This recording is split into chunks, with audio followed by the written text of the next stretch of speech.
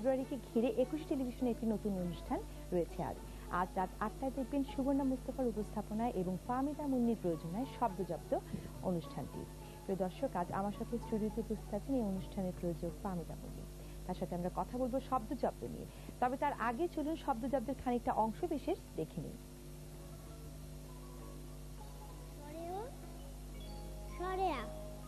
আতে অজেয় অমর তুমি, আতে আমার মায়ের বুঝে, ছাড়িয়ে বঙ্গ পেরিয়ে অত অবাক আজ পৃথিবী শুদ্ধ।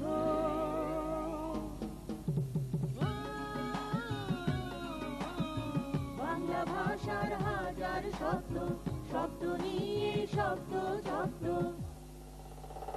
শব্দ শব্দ শব্দ শব্দ শব্দ শব্দ জব। শুরু হচ্ছে শব্দজব্দ। প্রিয় দর্শক, আমরা এতক্ষণ দেখছিলাম শব্দজব্দ অনুষ্ঠানের অংশ বিশেষ। চলুন এবার কথা বলি শব্দজব্দের প্রযোজক ফাহমিদা মুন্নির সাথে। ফাহমিদা মুন্নি, 21 দুপুরে আসার জন্য আপনাকে ধন্যবাদ। আপনাকেও ধন্যবাদ। আপনি প্রথমেই বলুন শব্দজব্দ অনুষ্ঠানটি কি এবং কেন করলেন অনুষ্ঠানটি?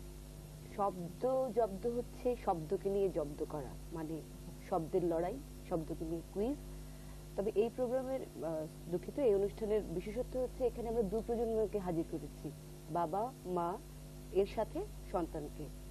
আচ্ছা, ভাষার মাসকে ঘিরে এই অনুষ্ঠানটি করা হয়েছে বাংলা ভাষার উপরে। তো কিভাবে অনুষ্ঠানটিকে সাজিয়েছেন একটু বলুন আমাদের। এবার ফেব্রুয়ারি আমাদের জন্য বিশেষ ফেব্রুয়ারি, কারণ এবার হচ্ছে 50 বছর ভাষা আন্দোলনের, আমাদের অর্জনের 50 বছর। তা প্রত্যেকবারই ফেব্রুয়ারি এলে আমরা খুব শোকগ্রস্ত হয়ে যাই। আমি ভাবলাম শোকটাকে তো এখন শক্তিতে পরিণত করতে হবে, সময় এসেছে আমাদের।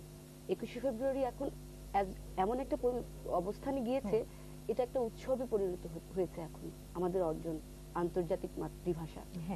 তো আমাদের নতুন প্রজন্মকে ইনভলভ করে এবং বাবা মাকে, যাদের কাছ থেকে আমরা ভাষাটা শিখছি, তারা কতটুকু জানছে ভাষাটাকে এবং তারা কতটুকু পৌঁছতে পারছে ভাষার তথ্য এবং নানা দিক, সেটা নিয়ে যাচাই করার জন্য একটা কুইজ শোর মতো করে, যেখানে ফান থাকবে, যেখানে আনন্দ থাকবে, যেখানে খুব সিরিয়াস কিছু না, আবার এর মধ্যে দিয়ে আমরা ভাষার বিভিন্ন তথ্যকে পৌঁছে দিচ্ছি, ব্যাকরণের ভুল শুদ্ধতা যাচাই করছি, বাবা মা কতটুকু জানেন, এ প্রজন্ম কতটুকু জানেন, উপস্থাপনার মাধ্যমে অনুষ্ঠানটির মাধ্যমে করা হচ্ছে।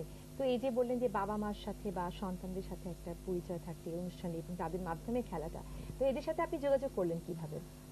প্রথমে তো অনুষ্ঠানটার পরিকল্পনা করবার পর বিভিন্ন স্কুলে যোগাযোগ করলাম যে আমরা ক্লাস 8 অথবা 9 এর ছাত্রছাত্রী যাচ্ছি, তবে বাবা মার সাথে। যেই মাত্র বাবা মা বলা হলো, স্কুল থেকে তেমন উৎসাহ পাওয়া গেল না।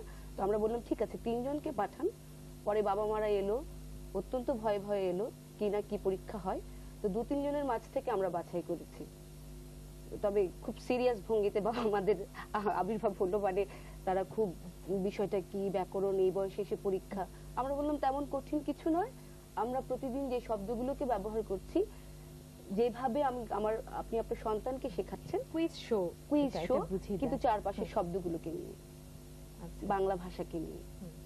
আশা করি অনুষ্ঠানটি নিশ্চয়ই খুব ভালো হবে। কিন্তু ফাহমিদা, আমরা জানি যে শব্দজব্দ ছাড়াও আপনি 21 টেলিভিশনের জন্য কেনাকাটা অনুষ্ঠানটি প্রযোজনা করেন, এটি খুবই জনপ্রিয় হয়েছে। তো কেমন লাগে আপনার অনুষ্ঠানটি করতে? ভালো লাগলো, এইমাত্র শুনে আরো ভালো লাগলো জনপ্রিয় শোনাতে।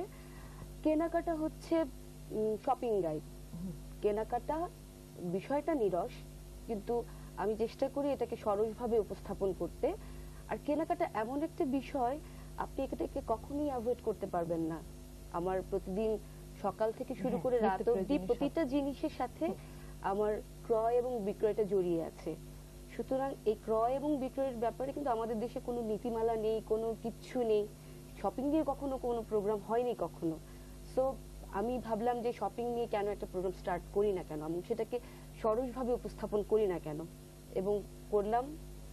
দর্শক বোঝা যাচ্ছে পছন্দ করতে শুরু করেছে। আমরা আশা করবো ফাহমিদা, আপনি 21 টেলিভিশনের জন্য আরো নতুন নতুন অনুষ্ঠান তৈরি করেন। আপনাকে অসংখ্য ধন্যবাদ 21 দুপুরে আসার জন্য। আপনাকে প্রিয় দর্শক, এতক্ষণ আমরা কথা বলছিলাম শব্দজব্দের প্রযোজক ফাহমিদা মুন্নির সাথে। আশা করি অনুষ্ঠানটি আপনাদের খুবই ভালো লাগবে। আর এরই সাথে 21-এর দুপুরে শেষ প্রান্তে পৌঁছে গেছি আজ। আমরা চাই 21-এর দুপুর আপনাদের পরামর্শে এগিয়ে যাক। 21-এর দুপুরকে আমরা সাজাতে চাই নতুন ভাবে। তাই অনুষ্ঠান সম্পর্কে আপনাদের মতামত, পরামর্শ আর অনুষ্ঠান প্রচারের জন্য যে কোনো তথ্য পাঠাবার ঠিকানা দিয়ে দিচ্ছি এখন আপনাদের। আমাদের ঠিকানা 21-এর দুপুর, 21 টেলিভিশন, জাহাঙ্গীর টাওয়ার, 10 কাউন্ট বাজার, ঢাকা 1215।